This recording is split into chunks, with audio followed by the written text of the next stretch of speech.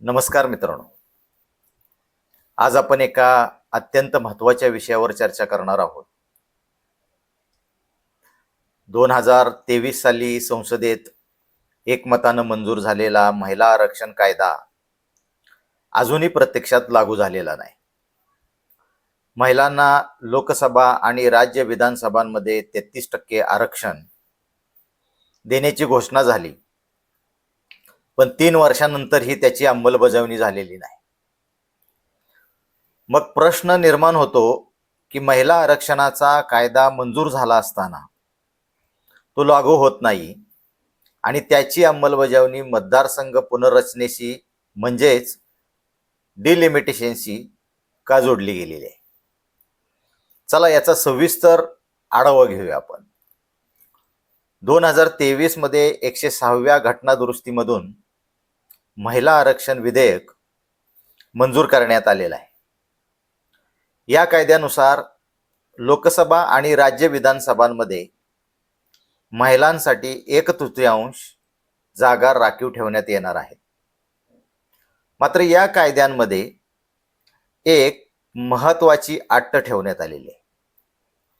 आरक्षणाची अंमलबजावणी पुढील जनगणना त्यानंतर होणाऱ्या मतदारसंघ पुनर्रचनेनंतरच होईल.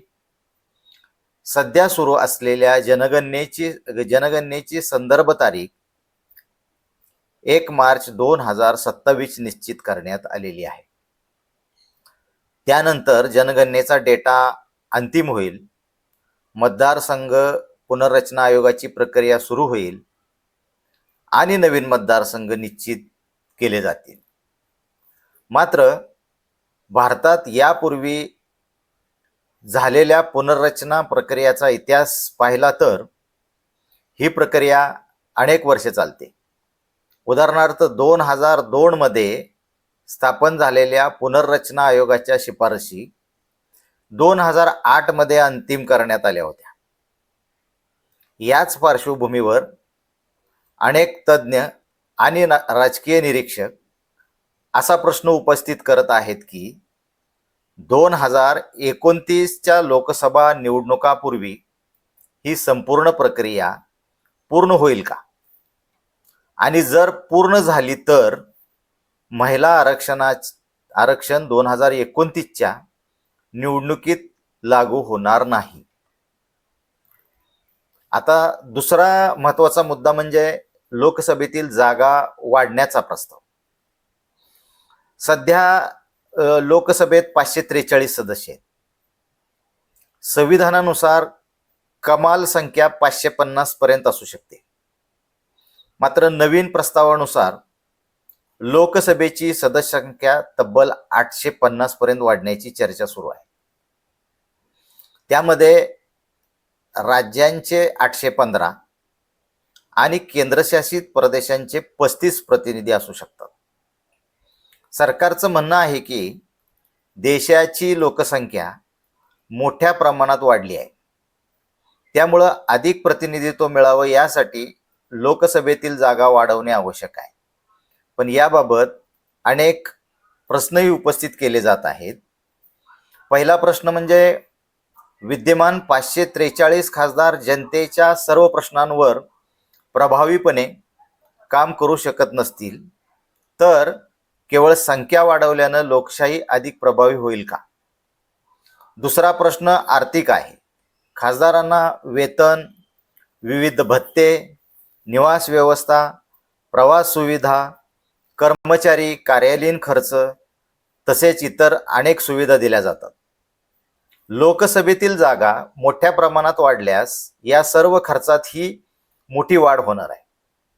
त्यामुळं सार्वजनिक निधीवर अतिरिक्त भार पडण्याची शक्यता आहे. तिसरा मुद्दा जो आहे तो मंत्रिमंडळाचा आकार. घटनेच्या कलम 75 नुसार केंद्रातील मंत्र्यांची संख्या लोकसभेच्या एकूण सदस्य संख्येच्या 15% जास्त असू शकत नाही. सध्या 543 सदस्यांच्या लोकसभेमध्ये मंत्रिमंडळाचा कमाल आकार सुमारे 81 मंत्र्यांपर्यंत मर्यादित राहतो. परंतु जर लोकसभेची सदस्य संख्या 815 झाली पर्यंत वाढली, 815 पर्यंत जर वाढली, तर मंत्रिमंडळाचा आकार 122 मंत्र्यांपर्यंत जाऊ शकतो. 2003 मधील 91व्या घटना दुरुस्ती मागील उद्देशच मंत्रिमंडळाचा अनावश्यक विस्तार रोखणे हा होता. त्यामुळे आता पुन्हा मोठ्या लोकसभेमुळे मंत्रिमंडळाचा आकार वाढण्याची शक्यता निर्माण होत असल्यानं नवीन चर्चा सुरू झालेली आहे. आणखी एक महत्वाचा मुद्दा म्हणजे संसदीय कामकाजाची गुणवत्ता. लोकसभेतील सदस्य संख्या वाढली तर प्रत्येक खासदाराला चर्चांमध्ये बोलण्यासाठी कमी वेळ मिळू शकतो. प्रश्नोत्तराचा तास, शून्यप्रहर, विधेयकावरील चर्चा आणि सार्वजनिक महत्त्वाच्या विषयावर मतं मांडण्याच्या संधी तुलनेने कमी होऊ शकतात. म्हणजे प्रतिनिधींची संख्या वाढली तरी प्रत्येक प्रतिनिधीचा प्रभाव आणि सहभाग कमी होण्याची शक्यता नाकारता येत नाही. मित्रांनो, या संपूर्ण विषयामध्ये 2 वेगळे मुद्दे आहेत. पहिला म्हणजे महिलांना राजकीय प्रतिनिधित्व मिळणं आणि महिला आरक्षणाची अंमलबजावणी. दुसरा म्हणजे मतदारसंघ पुनर्रचना आणि लोकसभेतील जागा वाढवण्याचा प्रस्ताव आहे.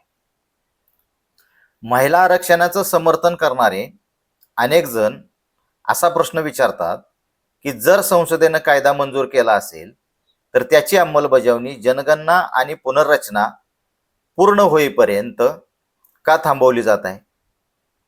तर दुसरीकडे सरकार आणि समर्थकांचं म्हणणं आहे की नवीन आरक्षण व्यवस्था न्याय पद्धतीने लागू करण्यासाठी जनगणना आणि पुनर्रचना आवश्यक आहेत. यामुळं या विषयावर देशभरात मोठी राजकीय आणि घटनात्मक चर्चा सुरू आहे. तुमचं मत काय आहे? महिला आरक्षण तात्काळ लागू व्हावं का? लोकसभेतील जागा वाढवणं आवश्यक आहे का?